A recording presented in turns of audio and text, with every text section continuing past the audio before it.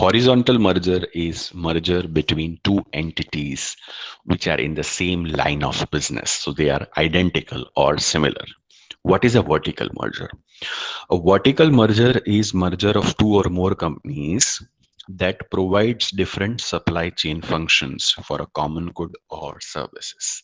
In other words, company in the same industry but at a different stage of a production process. A product may go through different production process, right? So a company which is providing a step of goods in one process and another company which is providing step of goods in the other process. The vertical merger is basically merger of those companies which provide different goods of a production process. So I'll just try and explain this with the example just to give you a real idea. What is the difference between horizontal and vertical merger? So let's say there are textile producer A, textile producer B, and textile producer C. Then you have something called shirt manufacturer A, shirt manufacturer B, shirt manufacturer C. And then you have clothing store A, B, and C. So if there is a merger between the firms which are in the same line of business, that is called horizontal merger. So if textile producer A, B, and C, they merge, that is called a horizontal merger. What is a vertical merger? Vertical merger is when companies in different value chain merge. For example, textile producer, shirt manufacturer, and clothing store. If all three of them merge, that is called a vertical merger. So assuming clothing store A, B, and C are competitors, let's say clothing store A, B, and C are competitors. If clothing store A merges with B or C, that is called a horizontal merger. So horizontal merger is the merger when the companies in the similar line are merging. And vertical merger is when company in different value chain or different step of the process is merged. So let's say in the production process, textile producer A, shirt manufacturer A, and clothing store of A. So first you produce the textile, the raw material, then you produce the shirt, and finally you sell the shirt. So these three businesses are in the different line or different value system. So if they merge, that is called a vertical merger. So vertical merger could be in the form of forward integration, and vertical merger could be in the form of backward integration. So for any product, it takes different stages for production. Different companies in the different stages, if they merge, that is called a vertical merger. So now let's just try and understand what is a vertical merger. Most often, the merger is expected to increase the synergy. Since the textile manufacturer is merging with the shirt producer and he's also merging with the store of selling that shirt, that will increase the synergy. They will gain more control to the supply chain process and ramp up the business. Vertical merger can often result in reduced cost and increased productivity. Obviously, companies in the different line or different value chain, if they merge, the overall cost reduction will be very high. Vertical mergers help business to control the earlier stage of their supply chain. So let's say if you are a manufacturer of a product and if you acquire your supplier, then your supplier worries will go away, right? Or if you are a supplier and you acquire your customer, then selling problem will go away. So vertical mergers can help business control in the earlier stage of their supply chain, like a supplier that provides raw material to the manufacturer. If two companies involved in vertical merger, they provide product and services to each other, but they are at the different level or stages of production process. Vertical mergers are helpful because they can improve the operational efficiency, increase revenue, and reduce the production cost.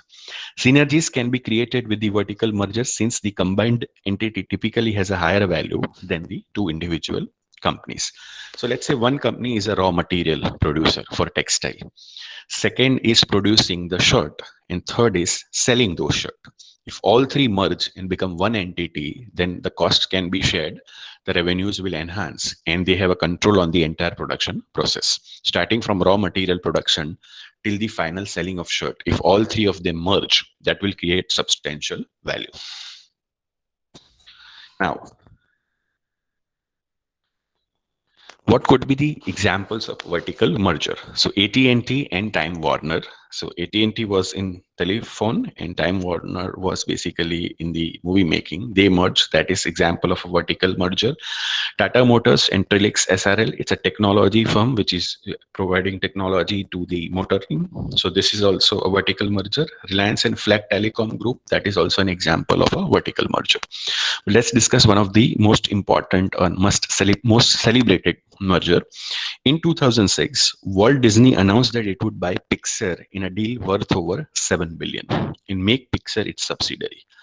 Now, this was a vertical merger because Disney would benefit from owning the world's most innovative animation studio. So Disney was in the business of making animation and Pixar was animation studio, right? So since Disney was in the business of making movies or animation, having its own animation studio would have benefited them the most instead of outsourcing that to somebody else. While Pixar would benefit from Disney's strong financial and extensive distribution network. Since then, the Disney Pixar merger has been considered one of the most successful mergers in the recent history.